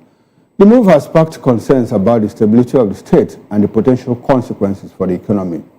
While President Bola Tinubu's options to resolve the crisis are limited and politically costly, he can broker a peace deal, impose party discipline, or step back and allow the court to decide. Each path carries consequences beyond Rivers State. The impeachment process has already begun to affect the state's economy, with projects freezing and payments stalling. Civil servants are worried, contractors are borrowing to survive, and students are uncertain about their bursaries. The crisis has also sparked concerns about the stability of the state and the potential consequences for the country's economy. While stakeholders have reacted to the crisis, with some calling for calm and others urging Fubara to resign. A former national chairman of the Inter-Party Advisory Council, IPAC, and political commentator Peter Ame said the focus should be on the needs of the people, not political power. Well, we still have Mr. Segun Shokwiton, who joined us virtually, and the Colonel Umar. And from Benin Art Station, we'll be joined by Barrister Douglas Bankwa. He's a human rights lawyer, writer, policy analyst, and is actively involved in political analysis. Gentlemen, thanks for staying with us. Segun, let me come straight to you. You've been around, for a while, at least in Lagos State, and between 1999 and 2007, we have that's Bola Ahmed Tinubu as the governor of the state. And after that, he became the national leader of the All Progressives Congress. If you understand the president very well, having been governor of Lagos State for 8 years, the politics of Lagos State, the internal dynamics of Lagos politics, and what he has done in the APC in the past 10 years, can you help us assess, the limits of the president's tolerance to the problem in Rivers State? By that I mean, how soon do you think that the president will be able to take out one of these gladiators, one of these political actors, one of these people at the center of the drama? How much longer can the president tolerate what is going on in Rivers State? Or does it look like he's enjoying it one way or the other? Can you help us make that assessment, please? So thanks, Chukuma. You're absolutely correct. I've lived, in Lagos most of my life, and I witnessed the leadership of the person of Bola Ahmed Tinubu up close. In more ways than one. I've listened to him speak one-on-one personally with regards to his politics and his political philosophy. And I can tell you that nothing is happening in Rivers State that he is unwilling to allow. And it's a shame, and it's a symptomatic of the problems that we have had, especially with this administration. Let's forget about the ones that came before him, with all of their problems and culpability with regards to where we are today, because he is the one that is there today. Nothing that is happening in Rivers State is happening without his full cooperation, right? And at some point, so the answer to your question is, at the point where he feels that his political objectives and his political agenda, obviously as it relates to 2027, which by the way, is only now 11 months, the elections are about 12 months away, until he feels that those objectives have been achieved, he's going to sit back in apparent ignorance. But if President Tinubu wants to stop all of this nonsense drama that is happening, now he will stop it tomorrow. He will call Wike to order. Wike is not more powerful than Tinubu. President Bola Ahmed Tinubu is a gladiator. He can call Wike to order in a jiffy. He's an appointee, right? And it's a cautionary tale. I think the president needs to look in the mirror and tell himself some very hard truths, that he failed Nigerians because of his own political ambition. You declared a state of emergency in Rivers State. You removed a governor. Powers that you don't have, you wielded. You desecrated our constitution, sacked like a coup, like a civilian coup, sacked democratic structures in a manner that the constitution does not allow you, on the altar of political expediency. And then, less than 2-3 months after, the governor resumed, we're right back where we started. There's an impeachment process going on. If I were Fubara, maybe I'll go and destroy the House of Assembly and lock it up again. And then we say, let him declare another state of emergency. All of this has to stop. The responsible directly or indirectly is President Bola Ahmed Tinubu, and he needs to put it to a stop. He needs to call Wike to order so that Fubara can run. How can an APC House of Assembly be threatening to impeach an APC governor? But it happens all the time. The people that impeached Alami were PDP House of Assembly members. The people that impeached Joshua Dariwe were PDP House members. Exactly, because these people were being directed by an external power and an external force. Exactly what is going on now. Force and power. Yes, so the external force and power right now is Wike and Tinubu. Okay. So now that Fubara has pledged his allegiance to the APC, I suspect that the impeachment process will not succeed. Okay, all right. Shegu, I want us to continue with the president will step in. Okay, I want us to continue with the assessment of what is going on in Rivers State. Now, where do you think that the weight of balance tilts between the FCT minister, who is a serving minister and has a lot of influence? If you go to Rivers State, the 23 local government chairman loyal to him, the 27 House of Assembly members loyal to him, the state party chairman, Tony Okocha, loyal to him. And so where does that leave the state governor, who, by the way, we've been told is the leader of the party in the state? In principle, where do you think that the balance of power, tilts towards between the two men? I want us to take the president out of this. If you take the president out and allow Wike and Sim Fubara to slug it out, who do you think that is in control of Rivers politics at the moment? Without due respect, you cannot take the president out of that question you ask. The answer to that question sits very, very squarely on the laps of President Bola Ahmed Tinubu. The balance of power is going to tilt in the direction that he tips it with his finger. He's going to tip the scale in a particular direction, and it is that direction that the balance is going to sit on. So if the president, for example, decides that Fubara's defection to the APC is not going to serve his political interest in terms of control of votes or the rigging machinery of Rivers State in 2027 elections, then, and if he believes that Wike is the one that still wields the control of that machinery, then the power will tilt in the direction of Wike and Fubara will be sacrificed. If, however, he feels that Fubara has done enough, after all, he's the governor and he's in the APC, he can speak to the APC, hierarchy in the Rivers State and say, aligned with the governor, I am with him. But you see, President Bola Ahmed Tinubu is a very smart political actor, and I doubt that he's going to step too deeply into the fray. He's going to read the room, and he's going to see that Wike has power. He still has influence in Rivers State, and he's going to allow Wike to have his way. So at the end of the day, the answer to your question is, it's in the hand of the president. All right.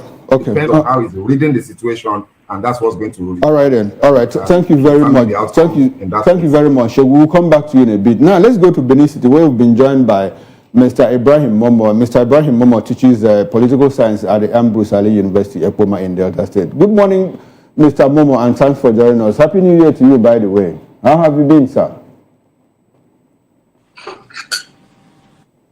I'll need for you to unmute your mic so that we can get your audio feed. Mr. Momo, are you there? I need you to unmute your device, your mic, so that we can get your audio feed.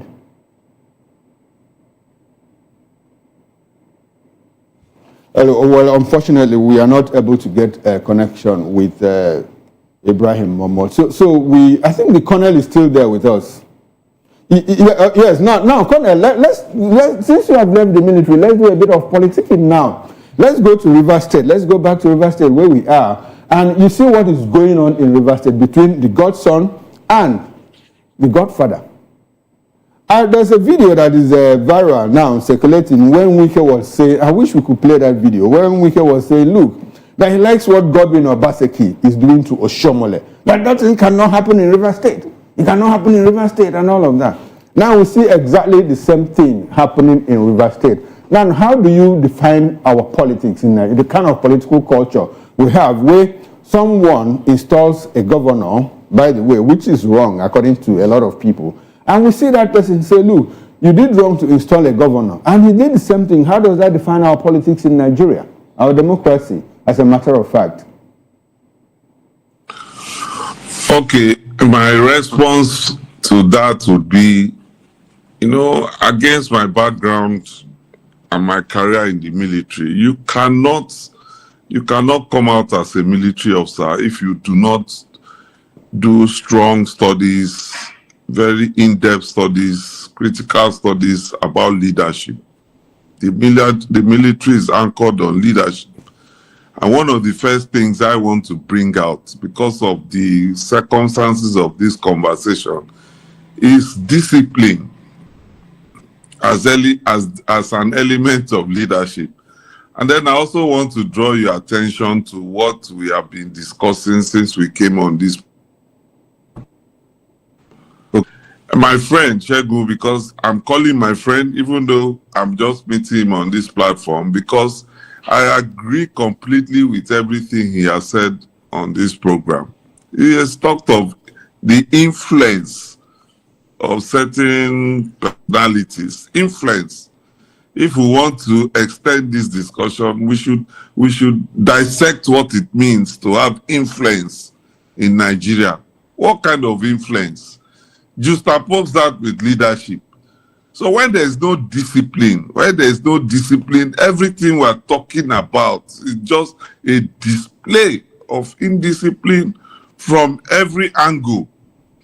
And so what I'm saying is that when you operate in a broken system, or in a nation, or in a system where almost everything, I'd like somebody on this panel to mention one thing that is working to the level that we can all be proud of. All the things that we try to hold on to for pride are incidentals, people's personal, people just stumble into some level of success, and all of us will gather around like ants around sugar. There's no system that deliberately promotes these successes in a way that we can boast of it. So one politician has influence. Why? Is it because the lives of the people he has influence over is much, much better than it should or it was? So we just talk of influence, and when the media, everybody is talking and talking, leaving out the major issues. What is the major issue? What are the major issues? How do we recruit our leadership? Okay. So basically, we have returned to the question of leadership. Why should individuals be able to tell us that they put this person there as God? What of the people? What's the place of the people? How do you come up to say that you are the one who put somebody somewhere and you are the one who must determine who is next or who is going down? Colonel, I'm happy that you brought us to this point. Now, as a people, what should we do, to recreate this narrative, to reinvent ourselves? If at one point, in our political history, we seem to have been doing so well, like the First Republic, and all of a sudden, things change. How do we recreate that narrative? How do we change it? The First Republic is because it was new, so everything was ideal. Okay. But over time, we have allowed all kinds of things to creep in. So people are people, everybody. The example you gave that you were wishing could be played, is it not the same topic? We have more than enough examples. No, Colonel, like you said in the first intervention, excuse me, Colonel, we are hello, Colonel. I'm deliberately trying not to mention names because it's not my business in that sense, beyond citizenship participation. Okay. But now the point is this, Colonel. We're out of time. The point is this. Everybody understands what the problem is. Now, on the morning show, now we are looking for solutions. What should we do to change this narrative? Do you have prescriptions, anything in your mind that you think we can do?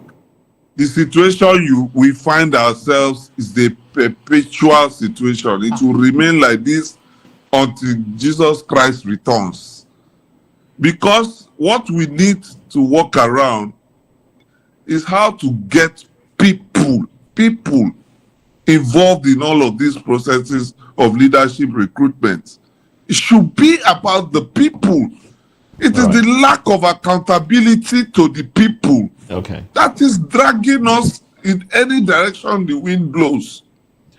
So the we people can't have to continue like this. Take their destiny into their own hands then. So the media primary role, you're surprised how much more role the media come back to the media. Okay, the media will do its own bit. And you have to do your own bit as well. Mobilize those around you. and every time we are talking of doing our own bit, we have to be bold enough to speak the truth. Exactly. Well, exactly. I think the Colonel painted a very scary picture. He said it's perpetual until Jesus comes. There is no way out. It's very scary.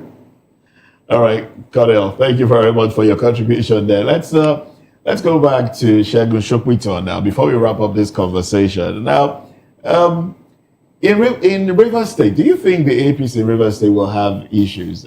Because there are factions. There are factions to it. The Tony Okocha faction are the ones aligned with Wike. Meanwhile, there is an Emeka Beke faction as well. Whom Tony Cole, the former governorship candidate of the party, claims to align with, and he is of the opinion that he is the leader of the party until the governor comes to his own faction of the APC. It's all confusion, and it's very unfortunate because at the end of the day, if you really think about it, none of any of this drama is about the people. None of it is about governance, which is the primary cause that the people are supposed to even be there in the first place.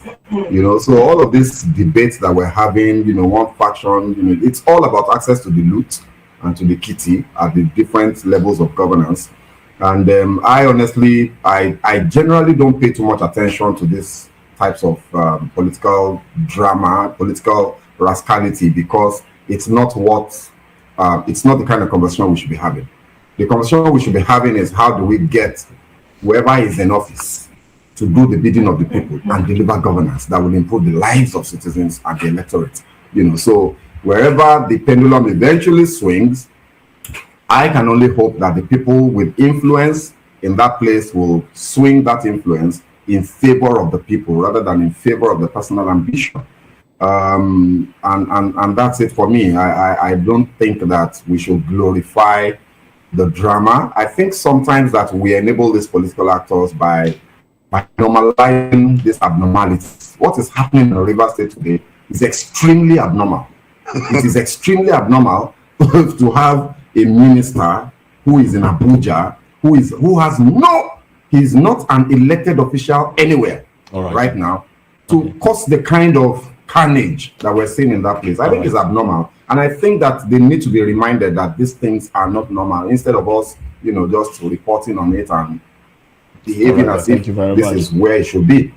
Thank you very much. And if you will just, permit me just 1 second, indulge me, I'd like to speak to what Cornell said. And I agree with Cornell with regards to, I feel that way a lot of times, that look, there is no solution to this problem. We're going to be here pretty much till Jesus comes, like he says. However, I think that we still have a responsibility to continue to remind people that they have power. And I always like to say, you remember Moses, when I come on air, physically in the station, I always talk about certain events. If you trace our history in the last 5 years and look at every time an issue has trended on social media with enough voice, the government always backs down.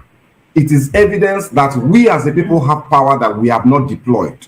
So the conversation has to be, how do we get enough people to speak with the same voice on the same issues for long enough for government to change their mind? That's the challenge before us. And That's you guys the can help challenge us before with us. that. And I hope good governance advocates like yourself doing your own bit, speaking to power. Absolutely.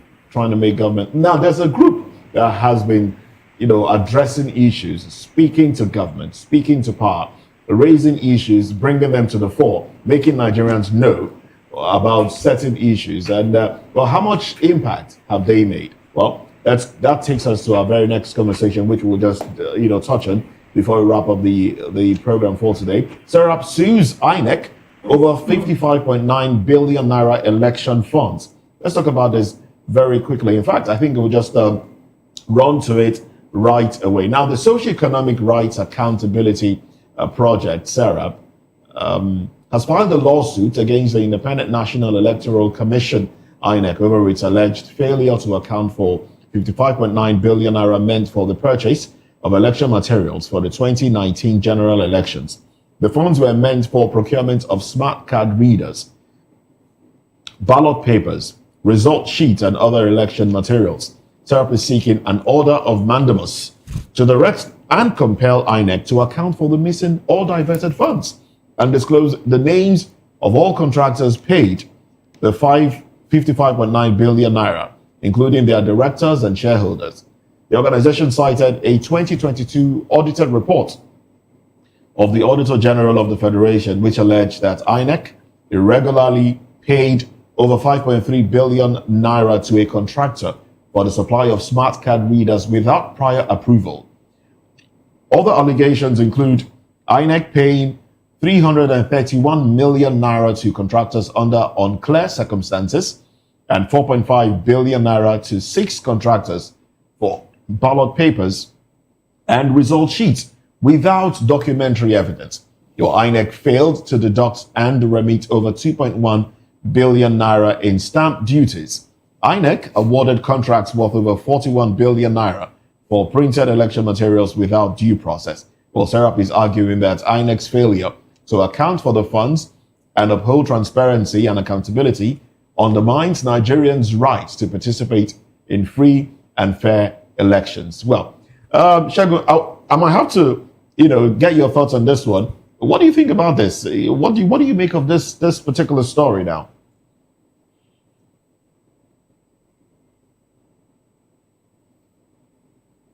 All right. Unfortunately, we've lost connection. This is basically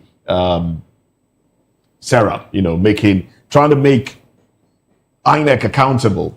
But Chukwuma, I don't know. I might have to come to, it's one. I mean, Sarah has continuously, done a good job, I must say, putting out information like this, letting Nigerians know that this and this and these are things that are happening. Now we're hearing monies paid to contractors without approval. Is this? Do we hinge this? Do we put this on the? Do we hinge this on corruption? And, of course. Will there be any? Will we make any headway out of this? Seeing that elections are around the corner again. Of course, it's basically runs the ring around corruption. That is what it is, and it's a lot of money. 59.9 billion. 55.9. That's about 56 billion. That's about 56 roughly billion. 56 billion. Roughly 56 billion naira. It's a lot of money that cannot be accounted for, and that is not the only one.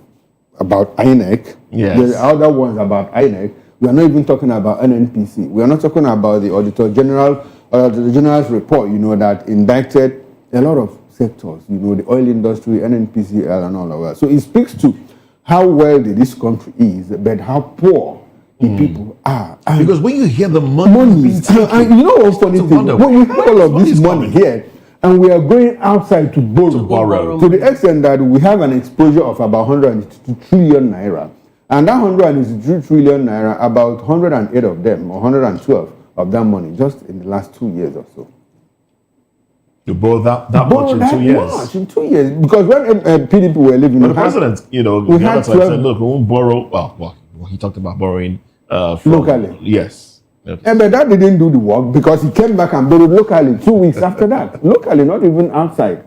So it's a very difficult, it's a very tough call for Nigeria as a country. And there's a book I read way back I think that was in secondary school, Achebe, The Trouble with Nigeria. Okay. That book is still, it's evergreen. If you go through that book again, you discover that what happened... The problems what happened like 40, 50 years ago, those things are still happening now. So it's squarely the problem of leadership. What Colonel said that Nigeria has become irredeemable, I don't agree with him, because as a student of history, I know that Europe particularly, what we are passing through now is more like a child's play if you consider what happened in Europe. Even before the Renaissance, before the reign of the Stuarts, before everything, even before the French Revolution and all of that. It was worse. It was like dog eat dog. We're even civilized, we're even human. Africans were, during those periods, early European history, we in Africa here, we didn't have tools to kill one another until the white man, in the form of civilization, started producing bombs that killed people in millions. Yeah. Most dangerous weapons in the hands of most dangerous people. So we have not gone beyond redemption. It's a process.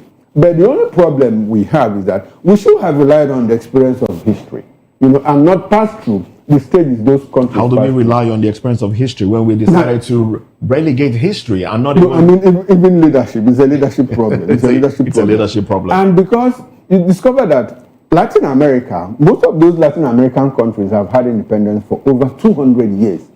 And they're still grappling with growth. It's a growth process and all of that.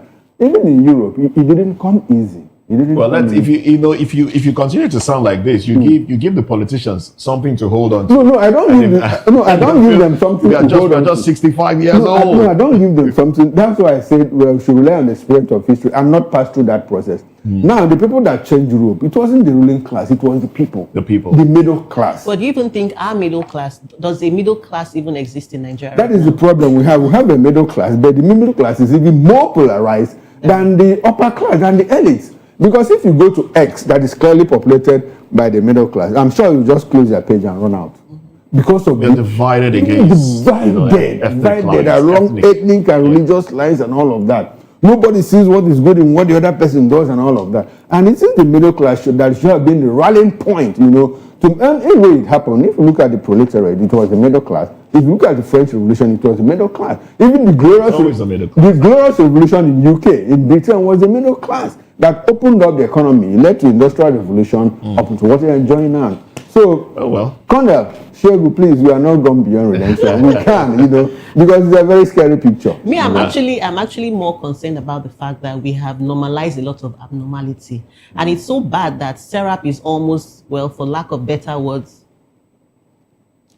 Go ahead, please. Okay, it's almost as though they are a toothless dog. They have to I will disagree with you. They have to take these government institutions to court. It's court case upon court case. And then this financial opacity for me is a big issue. Why does it take a Serap to sue INEC for them to do the right thing. I mean, check out the amount, the figures. They are staggering. It's scary.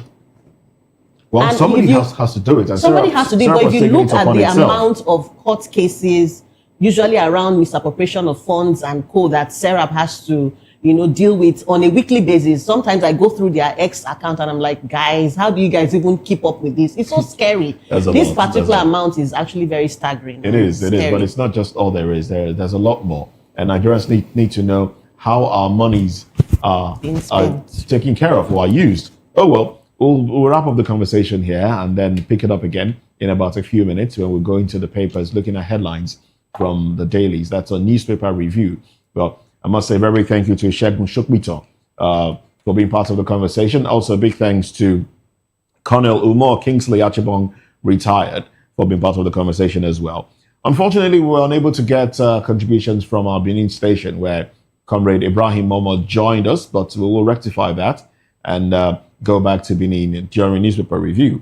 Barrister Darlington Agoma also joined the conversation. He will be rejoining the conversation during newspaper review. I'm Moses Humphrey, wishing you a beautiful day. Join us again at 10 for newspaper review. And I'm Chukwu Mokoro. See you again on top of the hour. Bye for now. And I'm Jane. Thank you.